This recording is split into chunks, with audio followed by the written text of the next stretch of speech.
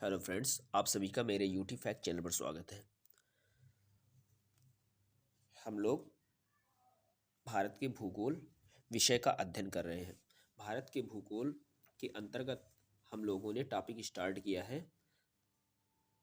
भारत में अपवाह तंत्र। भारत में अपवाह तंत्र के टॉपिक में अब तक हम लोगों ने जो भारत में विभिन्न अपवाह तंत्रों का विकास हुआ है उसमें सबसे पहले हम लोगों ने देखा था सिंधु नदी अपवाह तंत्र, जिसे हिमालयी अपवाह तंत्र के अंतर्गत अध्ययन किया जाता है। फिर हम लोगों ने ब्रह्मपुत्र नदी तंत्र का अध्ययन किया था। फिर इसके बाद हम लोगों ने स्टार्ट किया है गंगा नदी तंत्र के बारे में। तो गंगा नदी तंत्र के अंतर्गत हम लोगों ने सबसे पहले गंगा नदी के बारे में देखा था। तो गंगा नदी का जो उद्गम होता है उसका उद्गम गंगोत्री हिमनद से होता है। गंगोत्री हिमनद से भागीरथी निकलती है एवं सतोपथ हिमनद से अलकनंदा निकलती है एवं जब देवप्रयाग में आकर दोनों नदियां मिलती हैं तो उसके संगम से निर्मित होने वाली जो नदी है, मुख्य धारा है, उसे ही गंगा नदी के नाम से जाना जाता है। तो गंगा जो नदी है देवप्रयाग से प्रवाहित होते हुए हरिद्वार में जब पहुंचती है तो हरिद्वार से ये मैदानी भाग में प्रवेश करती है। यहाँ पर इसकी दिशा होती है दक्षिण एवं दक्षिण पूर्व की ओर। तो उद्गम से लेकर प्रयागराज तक इसकी दिशा होती है दक्षिण एवं दक्षिण पूर्व की ओर। फिर इलाहाबाद से फरक्का तक इसकी दिशा होती है पूर्व की ओर। फरक्का के बाद पुनः इसकी दिशा दक्षिण एवं दक्षिण पूर्व की ओर हो जाती है। तो इसमें गंगा की कई सहायक नदियां आकर मिलती हैं।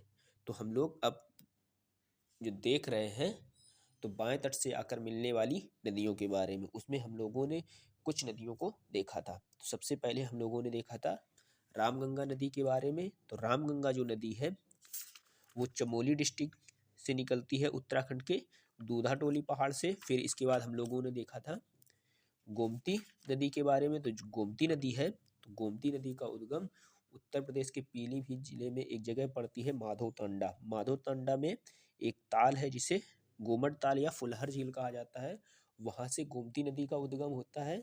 और ये जो गोमती नदी है ये गाजीपुर के निकट कैथी नामक स्थान पर गंगा नदी में मिल जाती है। फिर हम लोगों ने इसके बाद देखा था घाघरा नदी के बारे में। तो घाघरा नदी जो है इसका उद्गम जो है मापचा चुंगो हिमनद से होता है। फिर इसकी जो हम लोगों ने प्रमुख जो सहायक नदियां हैं घाघरा की उसके बारे में देखा था। तो घाघरा की जो प्रमुख सहायक नदियां हैं उसमें है राप्ती, छोटी गंडक, शारदा और सरजू नदी।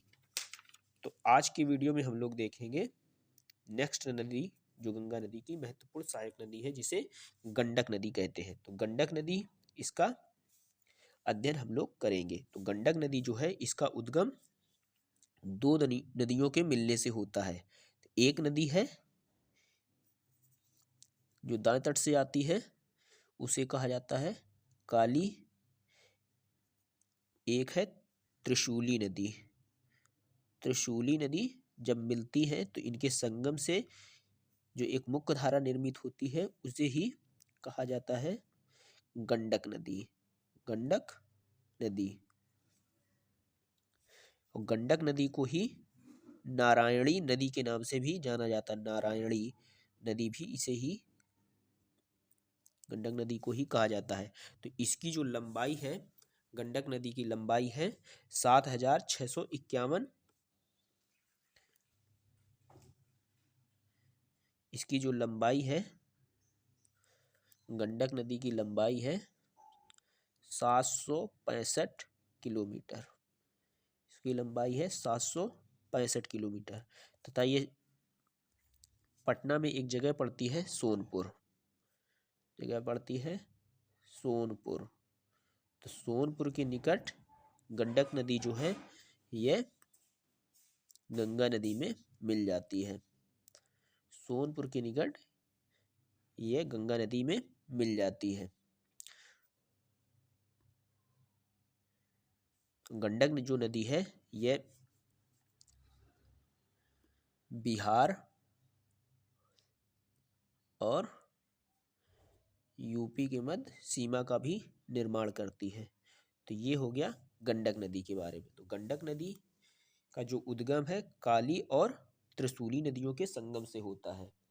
इसे ही नारायणी नदी के नाम से जाना जाता है तथा इसकी जो लंबाई है 765 किलोमीटर है तथा सोनपुर के निकट यह गंगा नदी में मिल जाती है। अब हम लोग देखते हैं बूढ़ी गंडक। तो बूढ़ी गंडक जो नदी है ये बिहार में एक जगह पड़ती है, पश्चिमी चंपारण जिला।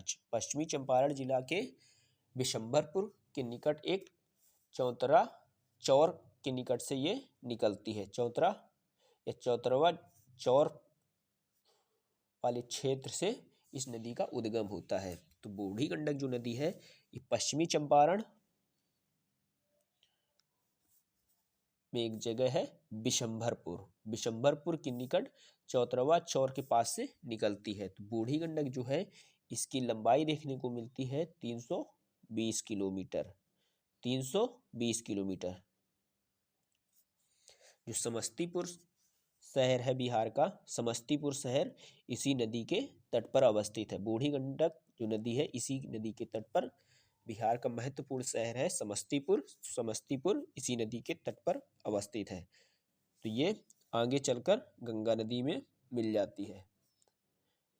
तो ये हो गया बूढ़ी गंडक नदी के बारे में। तो वीडियो अच्छा लगा हो तो वीडियो को लाइक करें, कमेंट करें तथा बेल आइकन को जरूर प्रेस कर लीजिए ताकि वीडियो सबसे पहले आप तक पहुंच सके। थैंक यू, धन्यवाद।